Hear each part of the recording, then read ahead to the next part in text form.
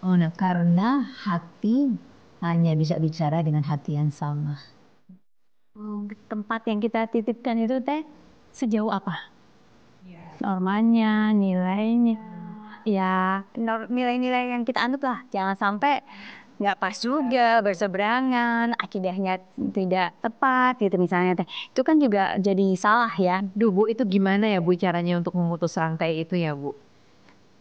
Oh, sederhana sekali. Didik anak laki-laki untuk menjadi ayah masa depan.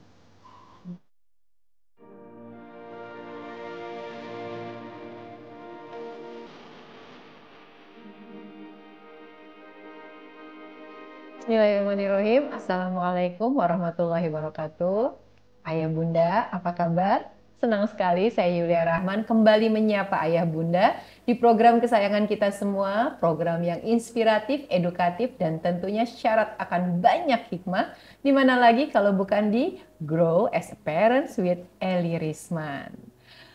Ayah Bunda, terima kasih ya sudah terus semangat belajar. Ini Masya Allah banget loh, luar biasa. Karena sampai kapanpun kita harus belajar, karena apa? Kita punya tanggung jawab di hadapan Allah untuk membersamai anak-anak kita. Dan di episode kali ini spesial banget. Karena ini juga permintaan dari Ayah Bunda, karena sebelumnya kita menayangkan episode yang dimana kita membahas tentang ketidakberadaan seorang ayah ya, dari kondisi pasangan yang memang bercerai, dan akan kita bahas lagi lebih dalam karena memang ada banyak sekali pertanyaan yang memang harus dituntaskan ya, dengan segala keterbatasan waktu kita juga, tapi semoga Allah tolong tentunya bersama ibu kita tercinta, bunda kita yang sangat kita sayangi, Ibu Eli Risman. Assalamualaikum Ibu. Waalaikumsalam warahmatullahi wabarakatuh. Sehat ya Bu? Alhamdulillah. Ini Masya Allah banget nih Bu episode kali ini Iya. Bu.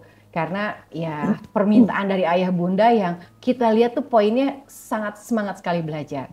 Dan yang lebih spesialnya lagi, di sini kita juga ditemani nih sama mbak-mbak yang cantik. Sahabat, kakak, anaknya ibu, pokoknya udah super lengkap lah. Kita biasanya manggil Mbak Nana ya. Mbak Nana, apa kabar Mbak Nana? Sehat ya, sehat Bu, Masya alhamdulillah. Iya, jadi kemarin tuh ayah dan bunda tuh sangat sekali excited dengan materi yang kita bahas kemarin tentang pengalaman yang Mbak Nana juga ya sharing, karena kan kita juga butuh real life ya kan, karena sulit kan Bu pada kenyataannya di lapangan ketika kita sudah berpisah tapi harus membersamai anak-anak, kita punya tanggung jawab gitu ya Bu. Nah, kita langsung aja nih ya Bu ya, kita masuk ke topik di mana memang ternyata ketika divorce itu kan seorang ayah itu kan ya punya ekstra yang harus lebih waktunya diberikan kepada anak-anak ya Bu. Sementara kita udah nggak satu atap nih Bu ya. Kita tuh harus mulai dari mana lagi sih Bu gitu loh seharusnya gitu, supaya kita bisa menata ulang gitu, karena memang nggak semuanya bisa berkomunikasi. Alhamdulillah Mbak Nana diberikan kesempatan untuk lebih mudah berkomunikasi dengan ayah anak-anak gitu. Nah itu kita mulai dari mana ya Bu ya? Pada kondisi di mana ayah nggak bisa diraih, ketika ayah nggak bisa diajak komunikasi gitu. Betul Ibu. Iya. Pertama sekali sih Nana juga udah melakukannya, membangun support system dari keluarga kita sendiri, dari kakeknya, pamannya, yang kalau buat Nana nggak perlu diajak ngomong, mereka dengan hati, dengan cintanya udah berfungsi menjadi ayah pengganti. Kakek ya Bu ya? Iya, kakek dan paman. Kakek dan paman. Kita juga bisa cari orang lain di sekitar kita, asal yang tidak, syaratnya cuma satu, tidak menimbulkan fitnah. Oh iya. Jadi harus muhrimnya ibu. Muhrimnya ibu. Bisa pamannya ibu, bisa adiknya, bisa abangnya, bisa ayahnya, seperti Nana ada abangnya ya. Iya. Itu yang disebut di istilah dalam dunia itu apa? Bejana, apa itu namanya, dua bejana berhubungan itu? Bukan. Kalau itu apa? Jadi gini, jadi ya, jiwa kita ini kalau diumpamakan seperti dua bejana. Bejana itu kan satu begini ya. Nah, satu lagi begini. Ada ini yang terhubung nih persis kayak huruf U nih, kayak bentuk tangan saya nih. Iya. Nah, tapi ini kaca semua nih, kaca. Ada kan tempat-tempat penelitian tuh di laboratorium. Ada dua waktu SMP SMA mungkin ada pelajaran ilmu alam yang menggunakan bejana berhubungan. Nah, kondisi kejiwaan seseorang itu seperti bejana berhubungan. Kalau dia diisi di sini, nggak di sini aja tinggi, dia mengambil akan air akan membuat permukaan yang sama. Nah, jadi kalau sekarang ada ibu saja tidak ada ayah, berarti kan yang ngisi ibu, ayahnya kan enggak. Maka tadinya permukaan air itu pada tautan tangan ibu ini nih, segini kan. Tapi karena ayah nggak ngisi, maka dia kan tetap akan membuat permukaan yang sama. Dia tidak di atas di sini. Kebutuhan kasih sayangnya cuma segini terpenuhi karena hanya ibu yang ngasih. Nah, sampai di situ jelas, nah. Bu. Karena seharusnya kedua-duanya mengisi. Jadi jiwa ini padat dia. Kalau umpamanya dia bukan air, atau dia penuh permukaannya jadi tinggi segini. Tapi karena yang ngisi cuma satu, maka dia akan membuat air kan sifatnya begitu ya, Nak. Ya, jadi dia menyamakan posisinya jadi cuma segini gitu. Nah, ini yang dialami oleh anak-anak yang kalau kebetulan mereka orang tuanya berpisah, salah satu tidak mengisi bejana jiwanya. Jadi tidak jadi rendah. Jadi dia miskin lah kalau boleh dibilang dengan perhatian, kasih sayang, cinta, pelukan. Gitu. Kondisi tidak ada ayah itu kan ada dua kemungkinan ya Bu ya. Kalau nggak meninggal ayahnya atau memang pisah atap gitu ya Bu ya. Yang dialami oleh Mbak Nana itu kan pisah gitu ya. Nah, mungkin nanti Mbak Nana bisa sharing juga kalau pisah atap ya Bu ya. Kalau misalkan meninggal gitu ya Bu ya. Tadi kan di awal Ibu bilang harus ada support system gitu. Dan juga harus muhrim gitu ya, yang memang itu memang akan tergantikan juga ya Bu ya. Tergantikan penuh tidak, tapi tergantung juga siapa yang menggantikan itu. Bagaimana dia berperan, dan berfungsi, bagaimana dia mengisi itu bejana-bejana jiwa tadi. Misalnya ayah ibu ya, punya ponakan, suaminya meninggal. Beliau itu berusaha banget. Kira-kira kalau misalnya ayah itu bagaimana dia menggantikan tuh posisi ayah itu buat cucu itu. Nah, itu akan jauh lebih baik daripada nggak ada siapapun, adapun ada siapa-siapa dia nggak full, ngasihnya tuh nggak sepenuh hati, gitu. Jadi oleh sebab itulah kenapa kita dihimbau tuh soal perwaliannya, supaya wali-wali itu tuh memberikan bukan hanya uang, tapi itu perhatian dan kasih sayang, termasuk pada anak-anak yatim. Kenapa perlu disantuni? Dan disantuni itu sebetulnya bukan hanya benda, tapi menyantuni jiwa. Itu lebih penting daripada benda. Untuk beberapa kasus juga, ya kebetulan nggak ada adik laki-laki, misalkan gitu, atau kakek juga meninggal gitu. Apakah sosok seorang guru, misalkan ya Ibu ya, misalkan guru itu bisa guru ngaji atau guru di sekolahnya gitu, atau orang yang dituakan lah gitu, itu bisa Bu gitu. Atau kitanya sebagai orang tua, sebagai ibu nih ya, sebagai seorang ibu pun merequest aja gitu, atau natural aja? Natural. Karena hati hanya bisa bicara dengan hati yang sama. Kalau dipaksain nggak bisa ya Nak ya. Ya, tapi memang kadang-kadang ada yang harus kayak diciptain gitu ya Bu ya, dikondisikan gitu Teh. Maksudnya tadi memang misalnya kayak Ibu bilang kalau saya bersyukur masih punya ayah, masih punya kakak gitu ya. Tapi itu pun saya suka melibatkan orang sekitar. Kebetulan punya komplek yang cukup solid ya Bu ya. Di komplek saya tuh orang tuanya dan anak-anaknya solid tumbuh bareng gitu ya Teh. Jadi itu seringkali juga nitipin anak-anak ke tetangga gitu. Mereka misalnya main zaman dulu ke tempat tertentu gitu ya, main seharian tuh saya bisa dengan leluasa menitipkan anak-anak. Karena tadi tidak menimbulkan fitnah karena saya dengan istrinya udah saling tahu kan saya gitu, menitipkannya juga anaknya aja saya nggak ikut. Mereka main tuh sama keluarga lengkap gitu. Anak-anak tuh main dengan keluarga lengkap atau dengan sepupu waktu itu saya dia punya keluarga lengkap. Gimana pun kan mereka perlu punya figur ya Teh, punya contoh yang keluarga lengkap tuh seperti apa sih ya gitu, interaksinya seperti apa. Nah itu saya titipkan ke sepupu saya. Yang nginep misalnya keluar kota gitu. Nah itu terjadi proses-proses begitu. Jadi ya natural tapi juga kita komunikasikan, kita diskusikan gitu dan semua terlibat untuk support gitu Teh. Dan tentunya kita lihat ya orang tempat yang kita titipkan itu Teh sejauh apa Ya. normanya, nilainya, ya nilai-nilai yang kita anut lah, jangan sampai nggak pas juga, berseberangan, akidahnya tidak tepat gitu misalnya teh. Itu kan juga jadi salah ya gitu. Jadi itu dulu yang perlu kita cek sih untuk baru bisa memang melibatkan orang sekitar untuk jadi figur pelengkapnya tadi sebagai ya karena ayahnya tidak hadir lengkap gitu ya. Mau nggak mau kita perlu lengkapin dengan berbagai cara. Itu yang saya lakukan. Oke. Nah, kalau tadi ini kan pengkondisian dari kita ya sebagai orang tua gitu ya. Artinya bahwa kita yakinilah anak kita di tempat yang tepat gitu ya, siapapun itu. Tapi perasaan anak itu yang tadi Mbak Nana sempat bilang ya Bu, bahwa kan dia akhirnya melihat tuh keluarga utuh kayak gini. Apa nggak menimbulkan isu baru tuh Bu? Jadi anaknya jadi sedih, andai kata ya ada papa gitu Bu. Bisa aja terjadi sih Nak, gitu. Tapi semua kita ya punya perasaan begitu ya, ngiri, itu wajar kan ya. Tapi kan nanti dia pasti akan ngomong ke ibunya atau ngomong ke kakeknya ya. Itu akan biasanya kan akan dapat sambutannya dan juga diminta untuk bergeser sedikit untuk melihat walaupun dia nggak ada ayah. Tapi kan ada kakek kata kakeknya, kan ada paman kata pamannya dan kakek itu dia memperlakukan kamu beda nggak sama Dendi? Saya cucunya bapak itu enggak. Berbahagia sayang. Allah anugerahkan ya kakeknya Dendi untuk jadi kakekmu juga, jadi ayahmu juga itu. Kita mesti pandai-pandai menghibur-hibur hati ya. Iya. Dan yang sering Ibu sampaikan ke kita ya, kita harus menerima ya perasaan itu, kita harus accept ya. Jadi emang mereka juga nggak ngerasa jadi justru sedih, bukan masalah baru buat mereka ya, seperti itu ya. Lama-lama terbiasa. Iya, lama-lama terbiasa.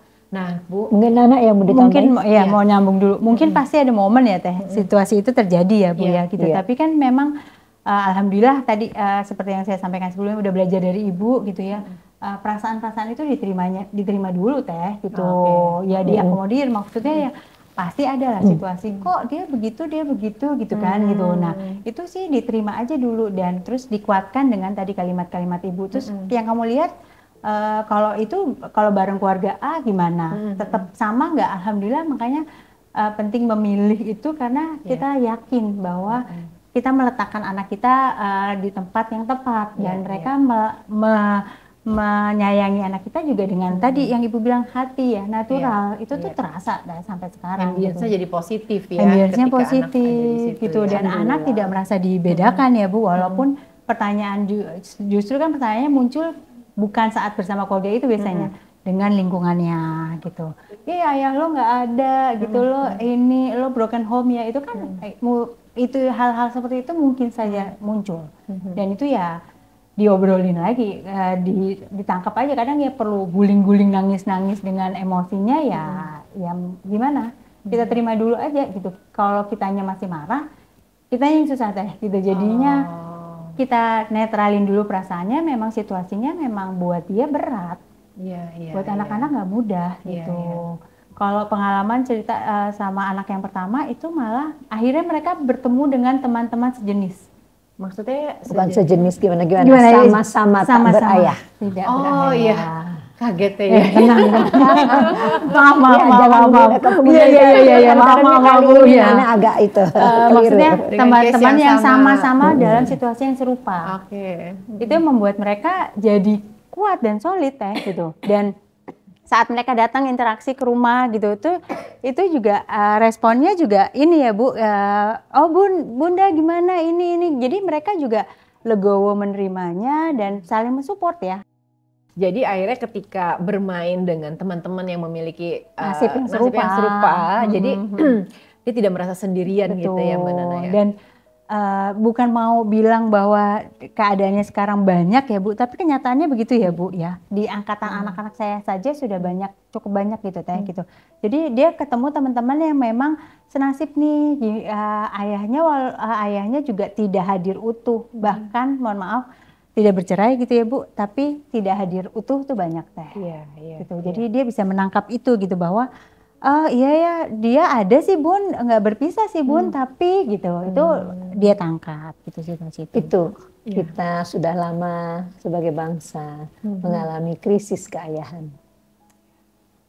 Karena udah berpuluh tahun ya Ibu kalau ceramah gitu, Ibu bilang, ibu-ibu gitu ya, tanyain. Ayah-ayahnya anak-anak jadi ayah nggak? Enggak gitu. Jawabannya. Iya. Duh Bu, itu gimana ya Bu caranya untuk memutus rantai itu ya Bu? Oh, sederhana sekali. Didik anak-anak laki-lakimu untuk menjadi ayah masa depan. Langsung mikir ya Teh, sebagai punya anak laki-laki. Betul, karena kan tugasnya kita saat ini Masya Allah ya, Allah berikan kita ilmu sehingga kita paham, sehingga kita tahu. Nah tapi sekarang gimana caranya memulainya dari mana untuk memutus mata rantai itu? Sehingga nanti ya tidak terjadi lagi gitu, bukan menjadi sebuah, ya udah itu udah kayak tradisi gitu ya. Ya ayah bekerja, ibu di rumah nemenin anak, itu kan udah terus tahun-tahunan itu seperti itu gitu. Budaya itu. Itu budaya betul gitu. Tapi insya Allah ya kita mesti optimis. 10 tahun belakangan ini, boleh bilang 10-15 tahun belakangan ini udah banyak sekali ya gerakan-gerakan keayahan, para ustadz ya, para ahli-ahli itu mulai berbicara tentang pentingnya ayah. Cuman memang udah lama kita lapar ayah. Anak-anak kita sudah lama lapar ayah. Tidak bisa serta-merta dengan perubahan yang pendek ini langsung membuat semuanya situasi seimbang atau tertutupi. Tapi ini kita harus syukuri gitu loh. Banyak sekali sekarang gitu loh. Ustadz-ustadz, para seleb, Ibu lihat juga ya udah mulai menunjukkan gitu, udah mulai menyadari bahwa fatherless itu berbahaya. Nah Bu, untuk sosok sebuah keluarga yang seperti Mbak Nana gitu ya, ayahnya sudah punya keluarga juga gitu kan. Nah kan pasti udah punya anak juga gitu, atau mungkin belum juga punya anak, tapi bagaimana tuh Bu ya bisa mengkomunikasikannya sehingga bahwa kita pisah, tapi ini anak tetap butuh sosok loh, karena kamu yang bertanggung jawab gitu ya Bu ya, tapi kan dia udah punya keluarga sendiri. Nah itu bagaimana ya Bu ya, supaya tetap terjalin harmonis dan juga tetap bijak gitu. Ya nanyain yang berpengalaman deh. Oke. Gimana dia mendekati sama ibu baru. Sana udah pada nunggu nih jawabannya. Aduh langsung. Soalnya ibu tahu secara teori, tapi nggak ngalamin ya. Makanya kita hadirkan Mbak Nana di sini ya. Ya masih belajar terus ya Teh gitu kan, anak bertumbuh gitu pasti ujiannya, tantangannya juga beda-beda gitu. Tapi selama ini saya selalu mereport apa perkembangan anak-anak ke bapaknya anak-anak gitu, baik diterima atau tidak terima, dibalas atau tidak dibalas gitu. Jadi report itu yang saya lakukan terus gitu. Terus di fase-fase tertentu kayak kita ingat dulu pas episode sebelumnya Ibu cerita sampaikan ada fase-fase berat loh, khususnya misalnya sebelum balik ya Bu, nanti menjelang pernikahan. Nah fase-fase itu juga saya sampaikan gitu. Nih waktunya ngomongin tentang mimpi basah misalnya ke anaknya gitu, karena waktu saya mengkomunikasikan persiapan baliknya sebagai laki-laki kan dia mempertanyakan, emang Bunda pernah ngalamin gitu kan, betul. Gitu kan, pasti itu ngalamin. Anak sekarang kan kritis-kritis Lina. Gitu. Betul. Jadi dia mempertanyakan balik, kita kan terkaget-kaget ya Teh gitu. Nah itu yang saya sampaikan ke ayahnya untuk dibahas. Misalnya ada pertemuan, dia ketemu sama ayahnya gitu ya Bu, rutin berapa minggu sekali diatur. Nah itu topik bahasanya apa aja nih? Nanti bahas ini gitu. Haula walam ya Teh dibahas atau tidak, tapi setidaknya ayahnya pun tahu perkembangan anaknya sejauh apa gitu. Nah itu berusaha waktu kecil saya lakukan ke bapaknya, menyampaikan itu. Bertumbuh anak-anak, bapaknya menikah lagi, saya mengkomunikasikan ke istrinya biasanya gitu. Jadi ada fase misalnya anak perempuan pingin dapat bunga, udah mulai pingin macem-macem lah. Karena gitu. Mbak Nana tuh perempuan dan laki-laki ya. Laki-laki dan perempuan. Laki-laki, iya, Masya Allah. Jadinya itu kan fase itu muncul lah ya gitu. Walaupun ada papa saya masih ya Bu, masih ada kakak saya, tapi kan beda. Cintanya tetap ayahnya kan gitu. Pingin juga ngerasain dapat sesuatu dari ayahnya gitu. Jadi itu saya komunikasikan dengan istrinya. Nah sekarang mereka sudah besar. Tugas saya hanya mengingatkan, udah bilang belum ke papa, gitu. Udah cerita belum ke papa, gitu. Udah ketemu belum sama papa, gitu. Kita yang mengarahkan. Kita yang mengingatkan, tidak mengarahkan. Oh, kita mengingatkan. Arahnya biar dia yang memutuskan sendiri. Karena kita anggap dia udah dewasa, udah balik soalnya. Iya. Supaya mereka juga tahu gitu loh, bagaimana memposisikan diri. Di atas segalanya, saya frankly speaking, I'm so proud of her. Masya Allah. Ya, dia sangat mampu mengalahkan dirinya sendiri. Itu yang saya himbau pada anak-anak saya di luar yang berpisah, gitu ya. Kalahkan dirimu untuk masa depan anakmu, nah, enggak hina. Ya, anakmu akan mengenali suatu waktu dan akan mengatakan luar biasa pengorbanan ibuku. Ya, dia mau tuh kayak gitu tadi, meniadakan dia seolah-olah nggak punya perasaan, gitu ya. Kuat sekali nih anakku ini. Masya Allah. Masya Allah.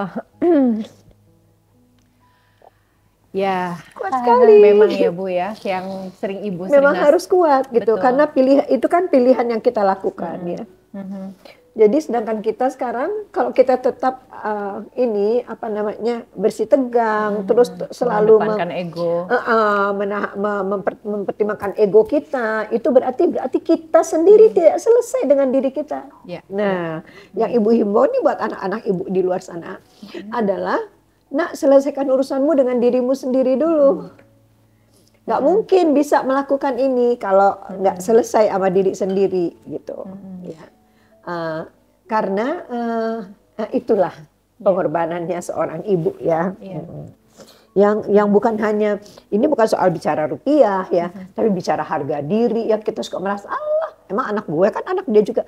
Enggak, nah, enggak begitu. Ya. Karena engkau juga yang menikmati dunia akhirat. Ya. Kalau kita salah-salah sekarang gitu, itu bukan dunia kita tergadaikan, akhiratmu nak tergadaikan. Gitu. Yang banyak orang nggak ngerti. Nah, emang kan kita gimana pun ya, kita punya harga diri, kita ada egonya. Nah, itu yang ditaruh serendah-rendahnya. Kenapa? Kalau memang kita sayang sama anak kita, jangan kedepankan harga diri. Iya. Berarti itu kedua belah pihak ya Bu ya. Iya. Artinya sebetulnya dia membentuk suaminya ya. Iya. Alhamdulillah. Alhamdulillah. Mbak Nana mungkin di antara banyak ini salah satu yang beruntung lah gitu ya, didampingi oleh ilmu dengan adanya ibu di setiap langkah. Masya Allah. Tapi banyak juga dia mah anak baik, hati baik ini. Masya Allah. Iya Bu, banyak dia juga. Dia orang Aceh bilang putih sekali hatinya. Masya Allah, Allahumma barik, Masya Allah. Tapi di luar sana juga Bu, banyak juga ayah bunda di sana yang memang qadarullah, masya Allah, mereka harus berpisah. Tapi keduanya juga belum bisa berkomunikasi dengan baik. Salah karena satunya itu ego, harga diri, itu ya. Kita sebut orang-orang ini, mohon maaf ya, nggak selesai urusannya sama dirinya sendiri. Jadi yang penting kalau misalnya posisi seperti ini, nak, selesaikan urusanmu sama dirimu. Kamu nggak berurusan dengan orang lain, tidak juga dengan bekas pasanganmu, tapi kamu sama dirimu, ya karena ceritain gimana mengalahkan diri sendiri. Bingung nyeritainnya ya Bu, karena ya doa mama sih ya gitu, doa orang sekitar sih ya teh gitu, Masya Allah. Allah pertemukan abis divorce, ketemu ibu, belajar dari ibu itu kan juga belum selesai divorce-nya. Iya, lagi proses waktu itu. Ketemu ibu, ditanyain ibu, dia tegang. Takut ditanyain apa nih sama ibu gitu, saking karena memang lagi berproses waktu pertama kali kerja gitu. Jadi yang saya lihat sih waktu itu cuman gimana ya anak-anak itu doang gitu. Jadi belajarnya sambil jalan gitu ya teh, nggak bisa dibilang langsung membalikkan tangan aja gitu teh, berlapis teh, sungguh gitu. Saya terapi ke belajar dari ibu, waduh udah belajar dari ibu, terus belajar terapi segala macam gitu, itu saya laluin gitu. Jadi kalau ngelihat sekarang sih udah bisa ngomong dengan senyum ya Bu ya, ngomong dengan santai, tapi nggak pakai air mata. Nggak pakai air mata, tapi dulu ya nangis di sela-sela mandi itu terjadi lah teh, atau di tengah-tengah ojek gitu ya, iya gitu, tapi kan itu bagian yang harus dilalui ya. Gitu. Dan saya bersyukur sampai saat ini bisa melalui itu menjadi saya yang sekarang. Jadi kalau ditanya bagaimana memulainya, menerima dulu keadaannya. Belajar menerima kuncinya, acceptance. Menerima kondisi kondisinya. Yang udah nggak bisa diapa-apain. Ada choice itu dulu kan itu putusanmu juga kan, kamu terlibat dalam keputusan itu kan. Dalam kondisi sadar. Jadi itu keputusanmu, terima konsekuensinya. Yang mungkin tidak kau perkirakan seperti itu. Sudahlah nak, kata pepatah, nasi sudah jadi bubur. Enjoy, tambahin ayam, kedelai, ya, kecap Kasih manis, kecap, kecap ya, Bu. asin. Kasih kerupuk ya, Bu. Kasih kerupuk, ya kan? Ya nikmatin, nah, gitu aja caranya. Iya. Karena kan ada hal yang lebih prioritas, itu Iya, adalah jiwa betul. anak-anak Iya. itu. Nah, Ibu, kalau ayah dan bunda di luar sana yang tidak seberuntung yang Mbak Nana, terus kayak gitu, apakah sosok ayah baru itu juga bisa menggantikan atau hanya sekedarnya saja sambil proses ikhtiar gitu ya, Bu ya? Ayah baru yang mana nih? Ayah barunya ibunya. sambung. Kalau ini kan Suami suami suaminya sambung. berarti. Oh, berarti suaminya. ibu ini misalnya kayak Nana menikah lagi. Iya, gitu. kalau Mbak Nana menikah lagi. Depends. Sangat tergantung. Pertama, latar belakang pengasuhannya. Oh iya. Kalau mau menikah lagi, lihat-lihat dia diasuhnya bagaimana. Dari keluarga yang kayak apa.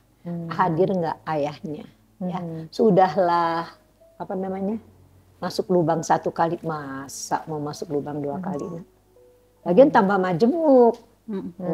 Dibandingkan kondisi Nana ini, bukannya semua ibu tidak menikah lagi, tapi lebih majemuk pertimbangannya, lebih panjang. Ya.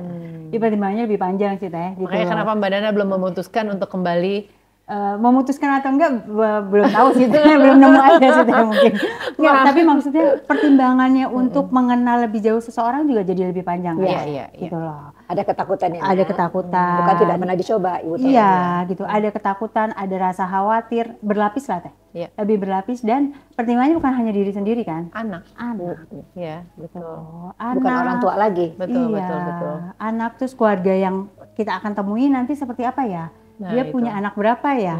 Dia single atau kenapa single ya? Kan pertanyaannya jadi sangat berlapis luar biasa gitu. Jadi terus akan bagaimana ya interaksi anak kita dengan dia dan keluarga dan anaknya, misalnya keluarganya gitu. Nah, itu jadi lapisannya luar biasa sih Teh gitu. Tapi pada kenyataannya banyak orang juga yang berhasil ya Bu gitu. Jadi nggak putus harapan sama rahmat Allah sih gitu, karena banyak kok yang bisa berhasil dan lancar, masing-masing bawa anak dan menyenangkan gitu. Itu jadi pasti bisa insya Allah. Tapi bagi yang belum, yaitu tadi ya, langkah-langkahnya harus benar-benar jelas, teliti gitu, jadi nggak sembarangan memutuskan.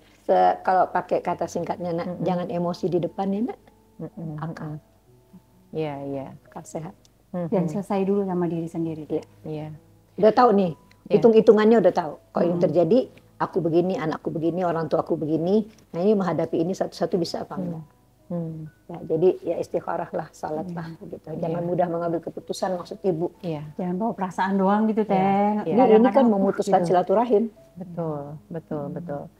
Nah, ayah bunda juga ada yang bertanya, kalau misalkan ini sudah terjadi, tapi ternyata qadarullah ayah sambungnya ini, suami dari ibunya yang baru ini, ya memiliki tidak bisa menggantilah sebagai sosok yang utuh yang sebenarnya dibutuhkan oleh anaknya. Meskipun sama-sama sudah berkomitmen tahu ya konsekuensi itu bagaimana Bu? Apakah kita sebagai seorang ibu itu juga perlu mengkomunikasikannya kepada suami kita saat ini, atau berusaha terus mengkomunikasikan dengan ayahnya? Dua-duanya.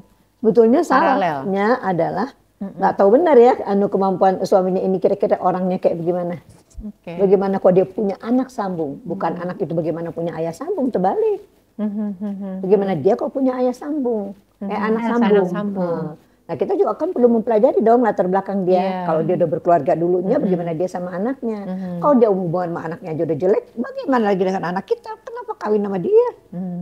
Kasar-kasarnya, nah, ya kan? Iya. Karena kan akan berat bener dong buat si ibu ini. Jadi itu juga memang berat banget ya nak. Ceritanya nak gimana beratnya nak? Iya.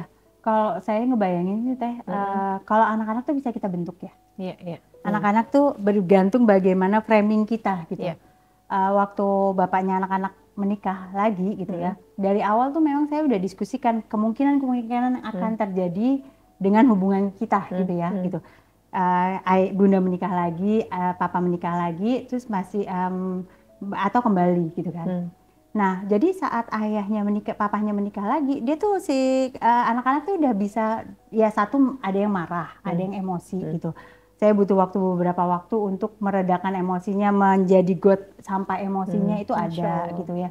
Tapi ada anak yang lain yang dengan sukacita teh, gitu. Menerima itu tuh dengan aku punya mamah baru, gitu. Itu terjadi lain-lain, gitu. Tapi kalau anaknya, kalau tadi Teteh tanya, anaknya mudah beradaptasi sih teh. Bagaimana tinggal kitanya ya Bu menempatkan dirinya, memfasilitasinya. Akhirnya mereka bisa jalan berempat kok. Mereka bisa pergi bareng kok, bareng gitu. Jadi nggak masalah. Dan bagaimana anak-anak melihat kita memposisikan diri terhadap posisi yang berubah ini gitu. Saya menghadapi papanya menikah ya udah biasa aja, dan komunikasi dengan ibunya ya selayaknya pertemanan biasa ya gitu. Jadi mereka pun nggak canggung tuh waktu harus pergi bersama segala macam tuh, biasa aja gitu. Itu sih gitu. Masya Allah ya Bu ya, selalu terngiang-ngiang pasti ayah dan bunda di rumah juga.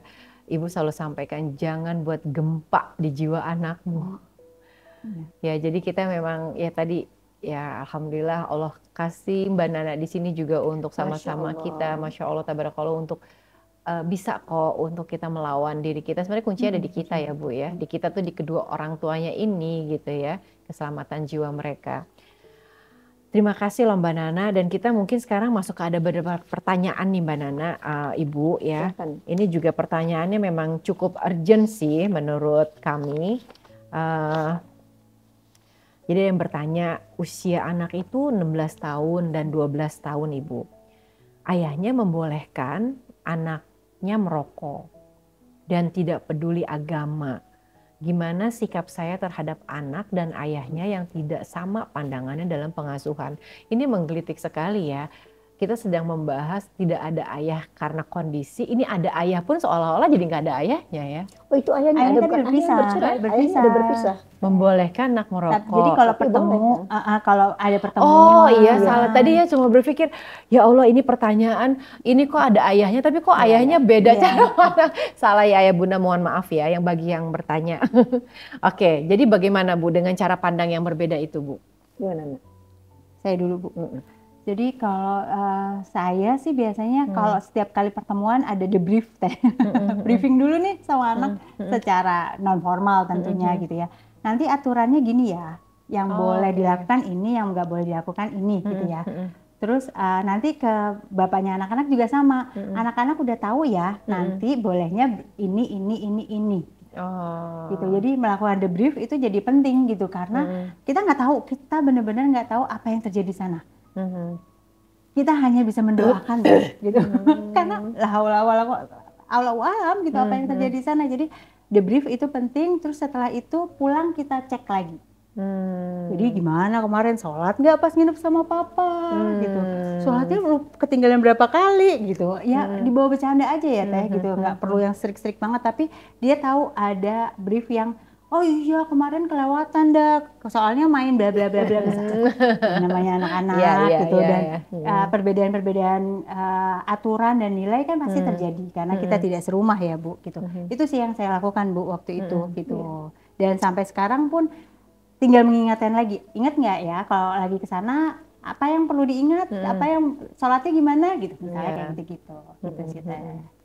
Kebetulan ini contoh yang bagus, ya kan? Artinya beliau masih bisa connect sama ayahnya anak-anak. Banyaknya penuh dendam hubungannya. Dua-duanya. Ya. Jadi nggak ada komunikasi sama sekali. Itu nggak ada jalan lain. Satu-satunya adalah menguatkan anaknya. Dan itu saya menyarankannya selalu menggunakan kalimat bertanya. Bagaimana nanti kalau kejadian kayak gini? Nah kamu mau bagaimana? Kamu akan bilang apa sama ayah? Kamu bisa nggak mengatakan apa yang kamu rasakan atau gimana sikapmu? Nah itu kelihatannya sepele enggak, karena itu latihan. Umpamanya sekarang ya mama jadi ayah. Role play ya Bu ya? Nah role play, kan kita udah tahu tuh karakternya, caranya, kelakuannya, terus bilang oke, sekarang kamu bilang apa? Terus kita role play ayahnya. Nah itu bagaimana? Jadi sampai di role play. Nggak bisa cuma dinasihatin aja, nggak nempel. Dan kita tidak membentuk sikap. Yang kita bentuk itu adalah sikap, tapi fair bahwa orang berbeda. Ayah memang begitu karena kakek nenek dulu bla bla bla bla bla gitu, ditarik ke atas gitu untuk anak memahami, menerima, tidak blame, enggak stempel. Kita juga nggak nggak boleh ngasih stempel. Emang ayah itu gini-gini soalnya. Nah, Iya, betul. Keluarganya ngomong gitu gitu. dia tambahin. Kadang gatel kan ya teh gitu itu terucap, tapi itu yang harus memang Kita tahan lisan pelihara ini banget ya. itu, pelihara Masya banget. Allah. Karena itu harga diri, Nak. Iya, iya. Dan itu bagaimanapun ayahnya dan bagaimanapun kakeknya. Iya, Nggak usang karena zaman. iya. nggak bisa tergantikan. Betul. Jadi artinya untuk kasus Bunda nih ya, ini pasti ibunya yang menyampaikan ini, yang bertanya ini, anaknya kan usia 16 tahun dan 12 tahun. Jadi ini udah sangat ini banget beda nih, Mungkin boleh itu juga boleh PR. merokok karena Nah. sekarang kan ada apa sih selain Vape. rokok tuh ya, iya Ya. vape itu juga, terus juga secara agama juga nggak kuat. Berarti ini effort ibunya aja dong kalau gitu ya. Kebayang saya mungkin ya Bu, fondasi dasarnya memang sudah kurang oke gitu ya Bu ya, kropos gitu. Jadi di fase ini kan anak usia panen ya Bu. Iya, 16 12 Masya Allah. Lagi itu goyang banget. Iya, jadi di sini baru terasa banget gitu teh, ada goncangan karena yang udah berusaha kencang banget dari bawah aja itu usia ujian banget sih teh gitu.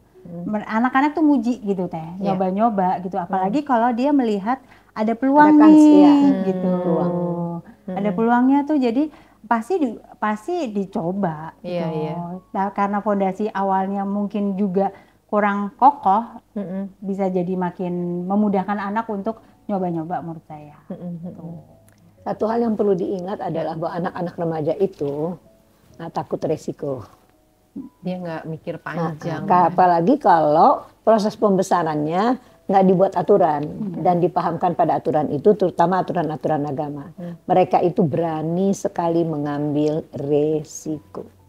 Coba aja dulu. Iya, coba aja dulu gimana nanti gitu ya. Gimana nanti ya, itu kalimatnya mereka tuh populer.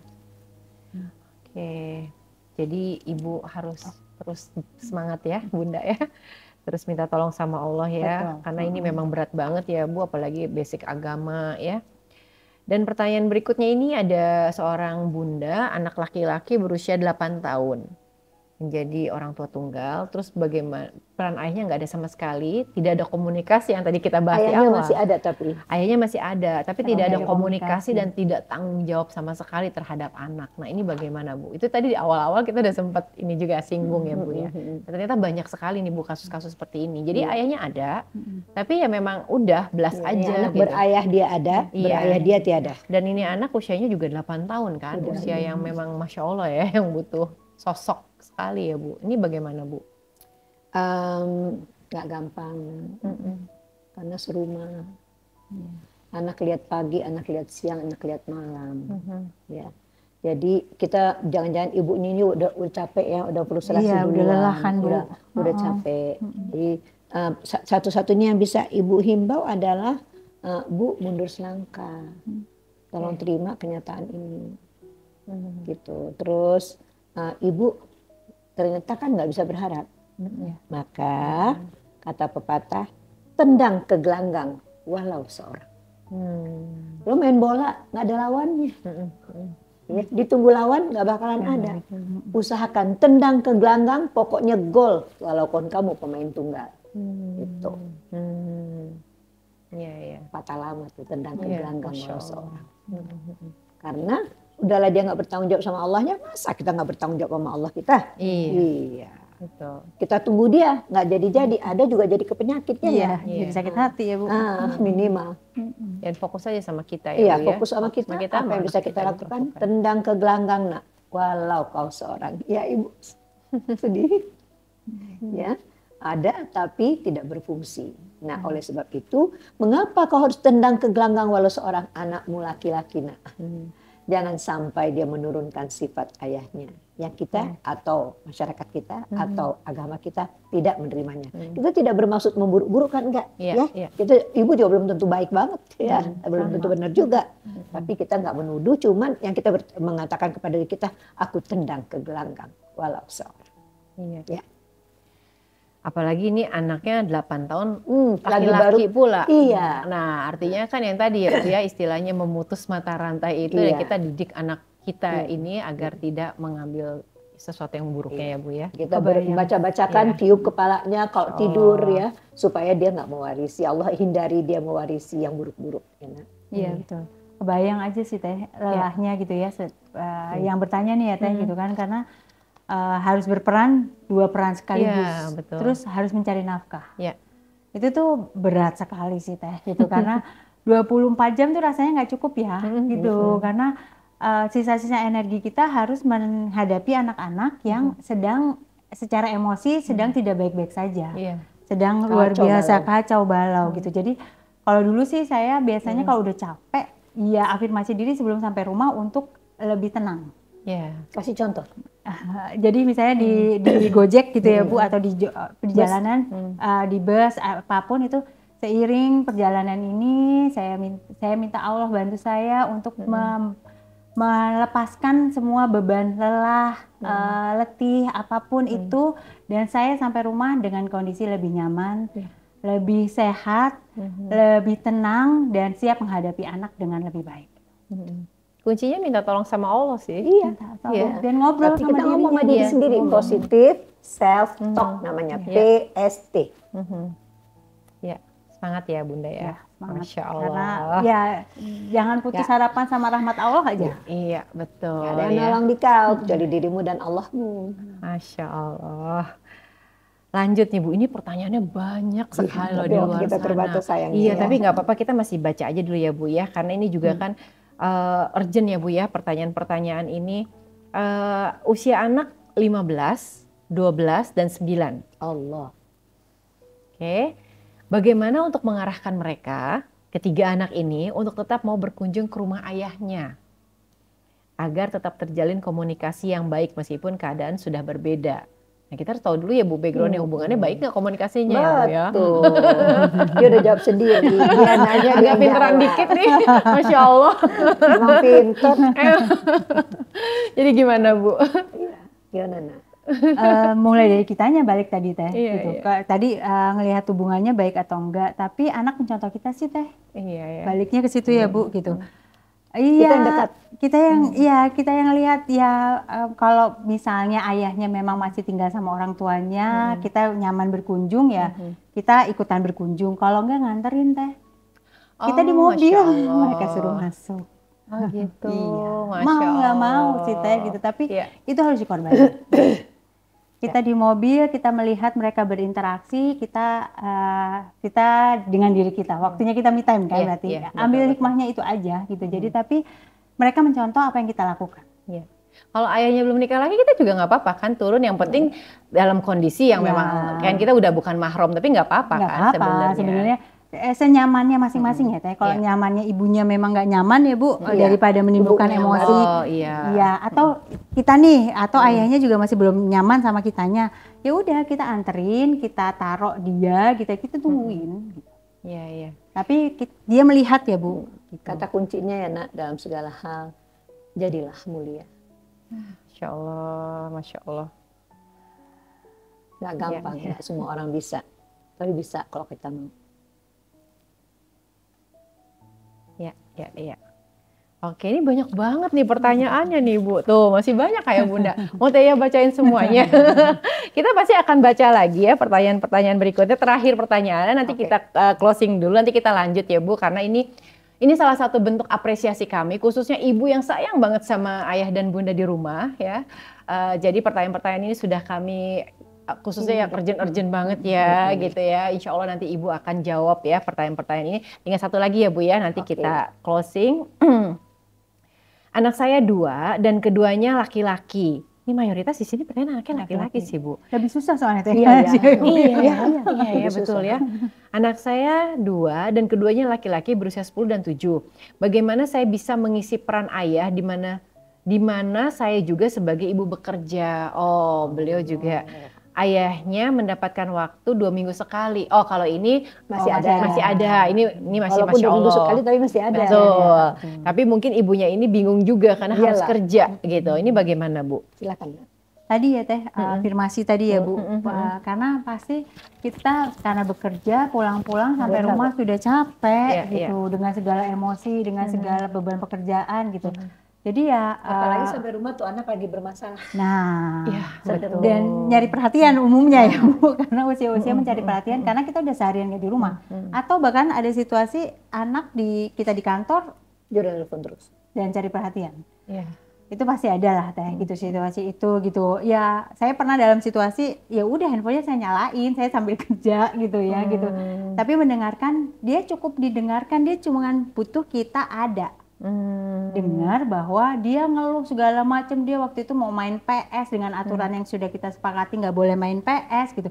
Jadi dia hanya meraung-raung nelpon, marah gitu kan. Jadi ya udah didengerin aja kan. Kebutuhannya didengerin bahwa ya dia lagi marah, dia nggak suka dengan aturan, tapi dia tahu aturan tidak bisa dilanggar. Jadi ya udah marah-marah, kita dengerin.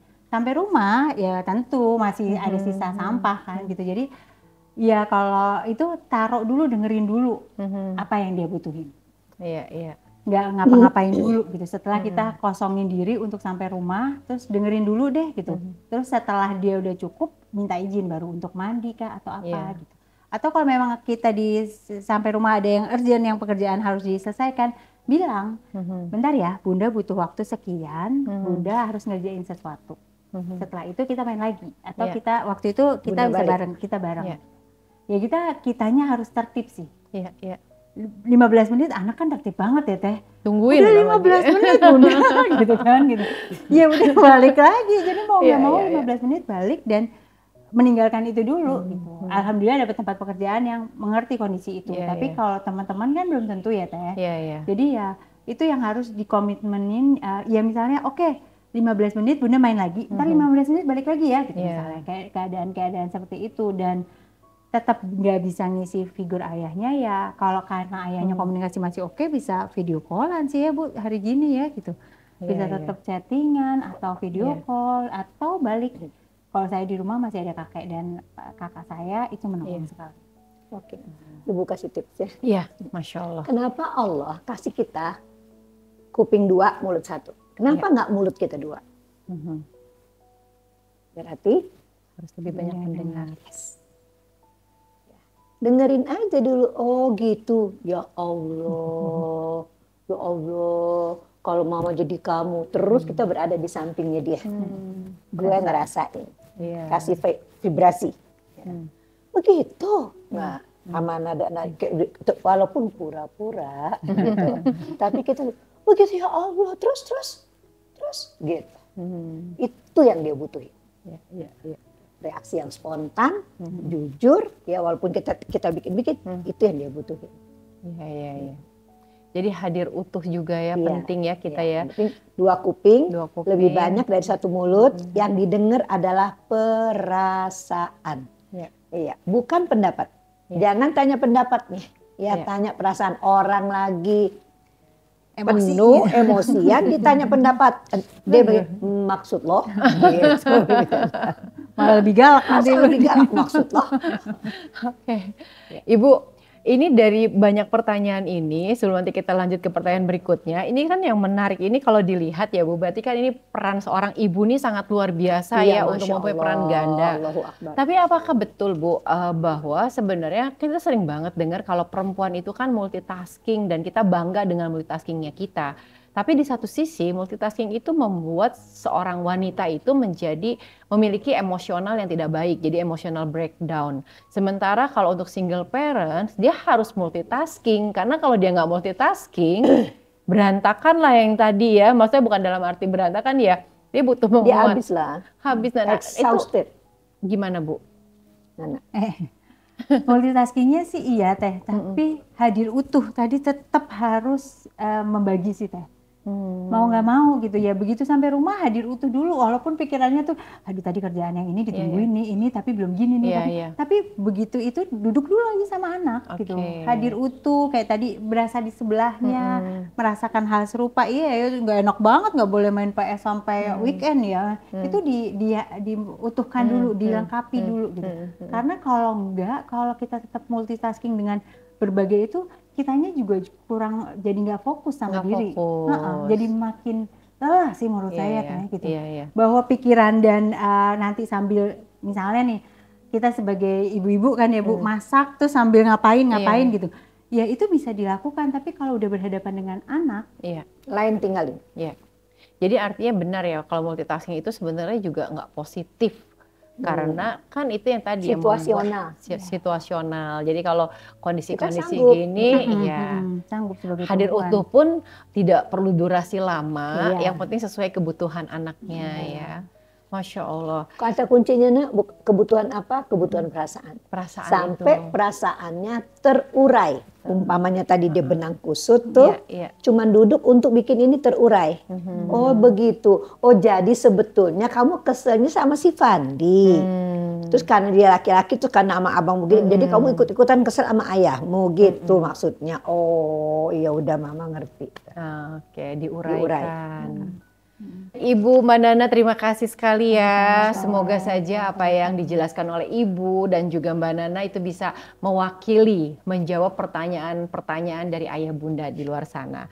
Kayaknya waktunya sudah harus berpisah ya Bu ya. Iya. Tapi nanti kita akan berjumpa lagi tentunya dengan topik-topik yang lebih menarik lagi.